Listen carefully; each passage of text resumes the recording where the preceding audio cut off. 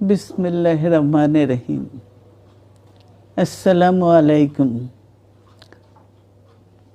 দীর্ঘদিন অসুস্থ থাকার পর আপনাদের সামনে কথা বলতে পারার জন্য আল্লাহর কাছে শুকরিয়া আদায় করছি।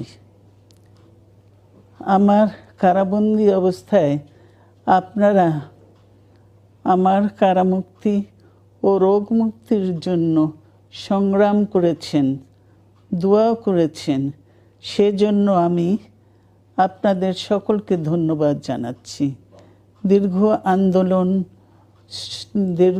আন্দোলন সংগ্রাম ও ত্যাগের মধ্য দিয়ে আমরা ফ্যাসিবাদী অবৈধ সরকারের কাছ থেকে মুক্তি পেয়েছি। আমি আন্তরিক